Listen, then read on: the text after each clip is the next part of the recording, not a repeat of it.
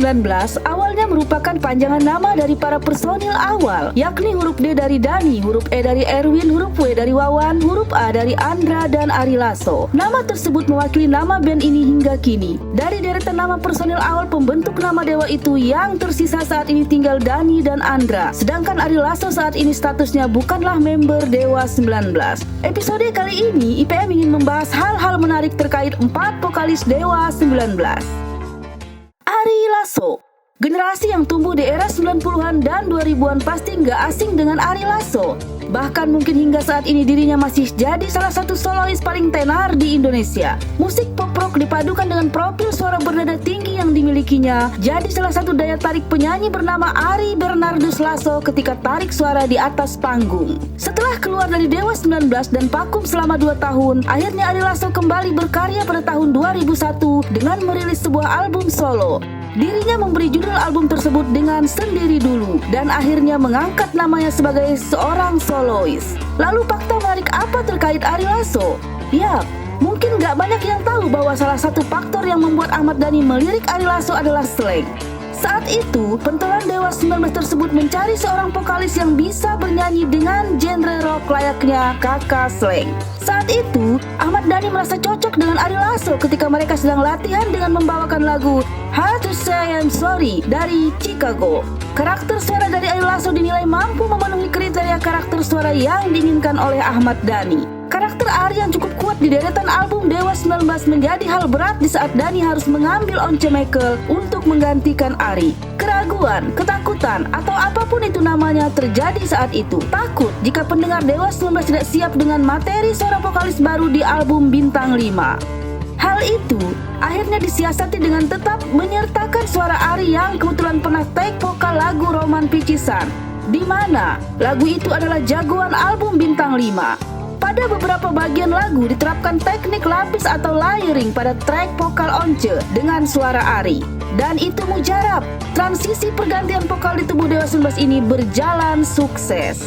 Meski statusnya bukan lagi vokalis Dewa 19, Desember 2002 tadi Dewa 19 merilis single berjudul Tangis Terakhir. Meski belum pada level viral, namun munculnya single ini cukup menjadi obat kerinduan bagi barisan baladewa angkatan tua.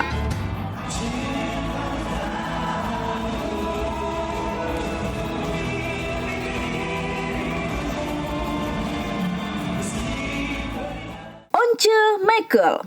Once Michael dikenal sebagai salah satu vokalis pria terbaik di Indonesia dari sisi karakter dan kekuatan vokal. Majalah Rolling Stone memasukkan Once dalam daftar 50 penyanyi Indonesia terbaik sepanjang masa.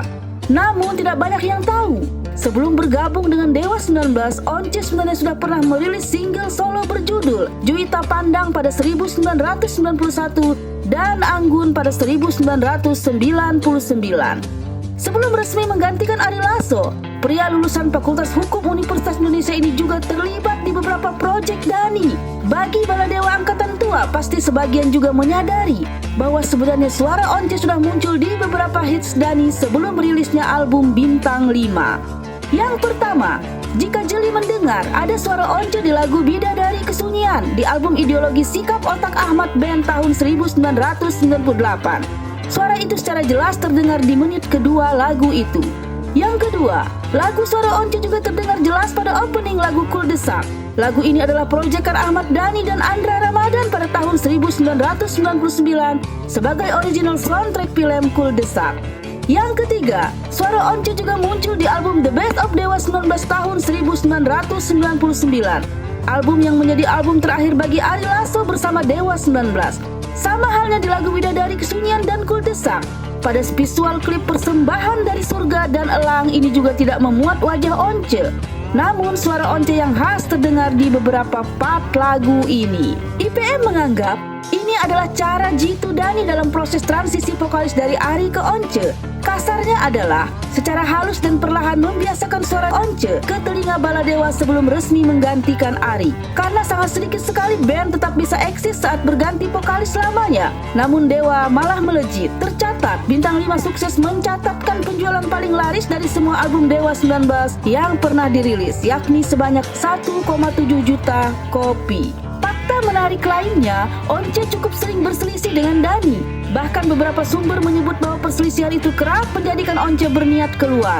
Salah satunya, kala itu Once Michael sempat tersinggung saat diminta oleh Dhani untuk les vokal lagi. Tidak dipungkiri, ekspektasi yang tinggi terhadap Once terkait masa depan Dewa 19 setelah ditinggal Ari Lasso cukup membebani. Namun pada akhirnya, menurut Dhani, Once mampu membuktikan kualitas sebagai vokalis Dewa 19. Perselisihan lainnya, baru-baru ini di salah satu forum, Dhani membeberkan satu hal yang selama ini tidak pernah disinggung di depan publik. Dhani mengakui bahwa selama ini salah satu rekan sekaligus sahabatnya tak pernah bayar royalti kepadanya. Sahabat yang dimaksud Ahmad Dhani itu adalah Once Michael. Pirza merupakan salah satu penyanyi jebolan Indonesian Idol pada 2014.